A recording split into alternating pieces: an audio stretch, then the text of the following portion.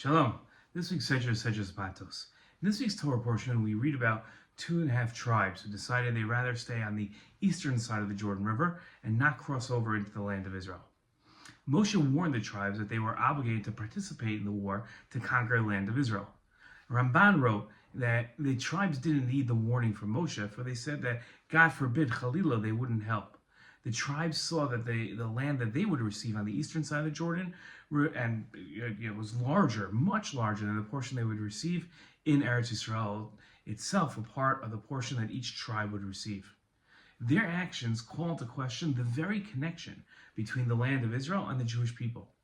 Now, as the national homeland of the Jewish people, the land of Israel is more than just a place to live for the Jewish people. It's the heart and soul of the Jewish nation.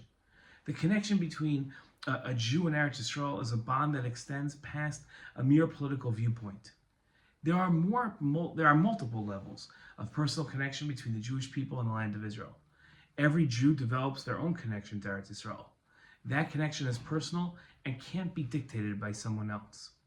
For those Jews that live their lives by halacha, the opportunity to fulfill more mitzvos is a great benefit. Those that feel an association with halacha feel an additional 3 levels of connection to the land of Israel. Of the many considerations of where a person should live, many Jews who live their lives by halacha choose to live in Israel because of the opportunity to fulfill mitzvot that can only be done in the land of Israel. The opportunity to fulfill mitzvot that can only be fulfilled in the land of Israel is another level of connection that the Jews feel to the land of Israel. The Mishnah in Kalim quotes a teaching of the sages they began with a question. There are 10 grades of sanctity. The land of Israel is more sanctified than all other lands. And what's the nature of the land's sanctity? That the wheat of the Omer, the first fruits, and the 2 loaves in the temple are brought from the land of Israel, which cannot be brought from any of the other lands. The sanctity of the land of Israel stems from the mitzvot that can be done uniquely in the land of Israel. Jews who look to cling to the sanctified will connect to the land of Israel because it is the most sanctified land in the world. There is a teaching in the Talmud. Hashem irrigates Eretz Yisrael himself and the rest of the world by a representative.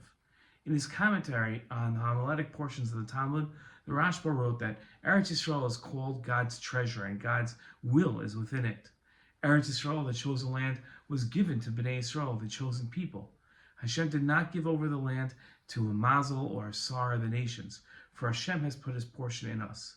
The events in Eretz Yisrael are not directed by an angel or representative.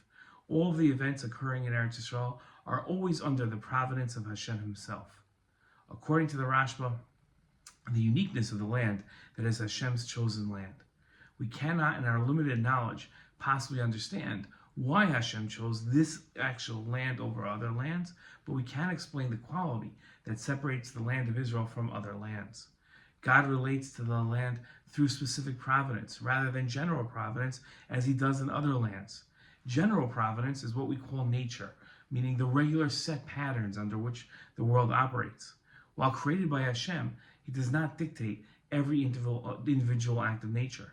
When specific divine nature operates, the specific of this providence is directed by Hashem. The last connection between the land of Israel and the Jewish people focuses on the land as the only place in the world where all events are always under the providence of Hashem himself. There's a fundamental connection between the Jewish people and the land of Israel. The connection between the Jewish people and the land of Israel is complex and multifaceted. Depending on the person's outlook and how they measure connections, is the way they'll understand the relationship between the land of Israel and the Jewish people. But the connection between the Jewish people and the land of Israel is undeniable. Shabbat Shalom.